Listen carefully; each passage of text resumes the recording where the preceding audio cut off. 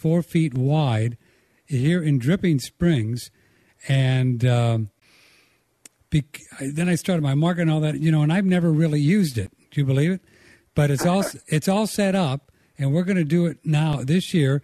If I don't get it right away, we're going to do at least for a fall garden. But I may just roll with it now because in Texas you can do it anytime, right? It doesn't matter. It does get a little hot here. But, you're welcome to come over, contact me, and see how we set it up. And also we're going to put some videos on our website so you can watch as well. Now, Don, the way you helped me set up was with gravel, right? Yes. So there's no dirt whatsoever. No, none whatsoever. My 2 farms were with gravel, but I built other kinds where you just have a tube with water flowing through it continuously. A 4-inch tube with a hole in the top to put your plant with a little sponge around hanging into the water, and the water moves by continuously. Oh. That works as well. Plants love moving water because you get a lot of oxygen in the water. And would you have this water moving like constantly or just every now and then? No, I have it moving continuously past the roots. That's one way. And another way is to have a trays where the water stays in and then you change it every so many minutes. Yeah, that's another kind because it needs to get new oxygen to the plants. Now, the way he set up myself up, folks, is it's a bed, but it slants, right? And we have lots of gravel. It's a little pea gravel. And then we have a tank that I mix with rainwater and ocean water to a specific total dissolved solids, right down for about 1,500 parts per million. And then you can just turn on a crank, and it just automatically fills up the bed, and which the roots are down in the gravel. Huh, Don Jansen? That's right. And That's all they need. And then I would only have to get them wet a couple times a day? Once a day. Once a day. Yeah, that's all. Once a day, and the gravel holds moisture. The sand piles hold moisture very well. So I see. Yeah. Yeah. And then you use the same, you pump, you drain it back. Then you drain it back because it's on a slant, folks, so it drains back onto a little barrel, and we have a float pump, and the float pump, when it gets full, it puts it back into the big barrel. So it's all done with just one little pump. Very, very small pump. Correct. And then you can use the same, people keep, because the fertilizer companies have hoodwinked farmers into believing, you need 50 pounds on acre this year, you're going to need 80 pounds next year. They keep dumping it on our soil. And if you ever grow hydroponically, you find out that I actually lost very little nutrition out of the ocean water. The water evaporated and my concentration of nutrition got stronger daily. And I'd have to add fresh water in the middle of the month. No kidding.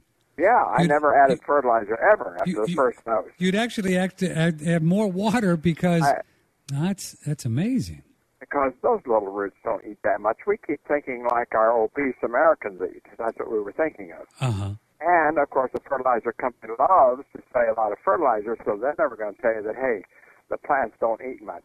Mm-hmm. So they dump a lot on there, and that's why we have toxic lakes and rivers, because that runoff is terrible. It's way too much. It's way too excessive. Mm-hmm. Now, and I found out from Don Jansen that the dirt doesn't do anything. The dirt is just a medium like the rocks. What the plants need are nutrients, right? Right. Uh-huh. If the soil has nutrition in it, you're lucky.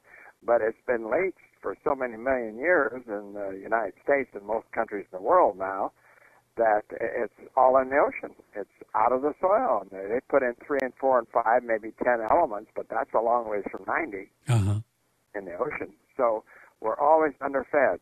Most food is empty, basically. So the ocean has 90 elements. If you dilute ocean water, then you can get that beautiful spectrum of minerals introduced to the plants, and then now those plants don't uptake everything because they're all designed to only uptake a certain amount. Correct? Right. Yeah. Tomatoes pick up 56. Sweet potatoes pick up 69. Basically around there, 69, 68, 65. tomatoes 56, 55, 57. They stay right in that area, and they continually do it, and all tomatoes do. And however, I found out that wheatgrass picks it all up.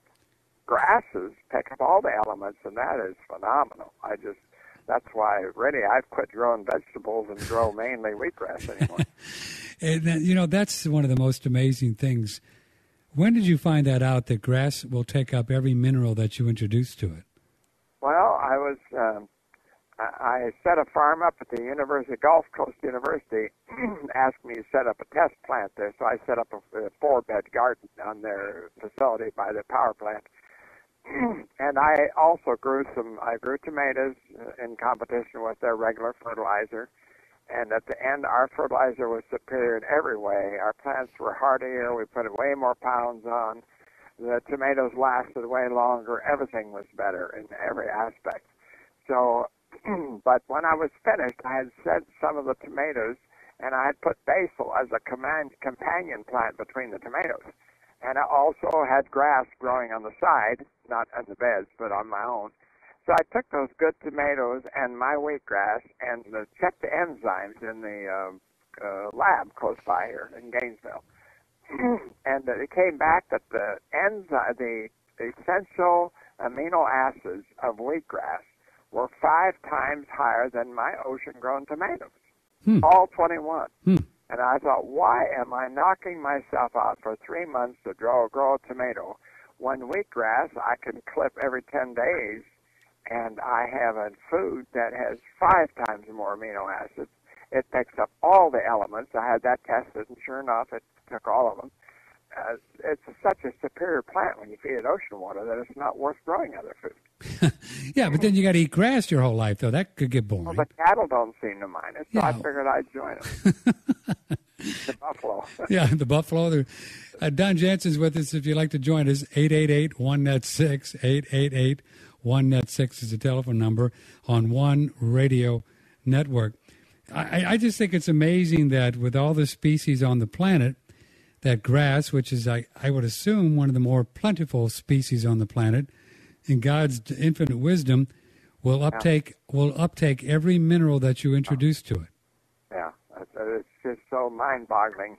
And now I understand why the animals don't have desserts and appetizers and a steak every day. And they just graze all day long, and they're healthy, and they're hardy, and they're fat, especially if they get the elements put on their grass. Oh, my goodness, they go crazy. Oh, you mean if you... Well, if I spread ocean water on the grass that they're eating, they don't stop. They stand right there and graze that grass and leave all the rest of it go, because they can taste they got a nutritious piece of grass here. And you've done that. Did you do some work with some buffalo herds? Yes, I did that with buffalo. The buffalo never wanted to eat along roads. Right. So I took ocean water and I put it along the roads, and the buffalo wouldn't quit. They came to the road and they laid down and they ate on that, and they all summer they stayed by the road.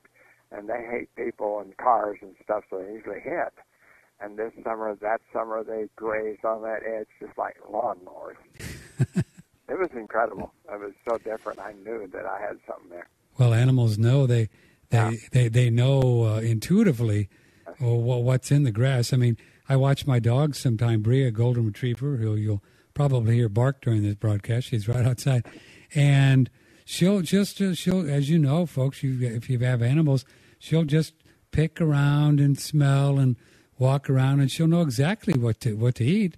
Some stuff, she turns up her nose, and all of a sudden she goes, "Oh yeah, this is good." They just know, man. They just know. Well, they eat out of my trays if I lay them down. Sometimes I have a pad. I'm finished with it, and it has some grass on it. They come over, and the cats and the dog, they will eat that grass right off the top, pull it off the top, and chew it. Now, folks listening now, and it's easy to get. You can get gallons of ocean water, and not very expensive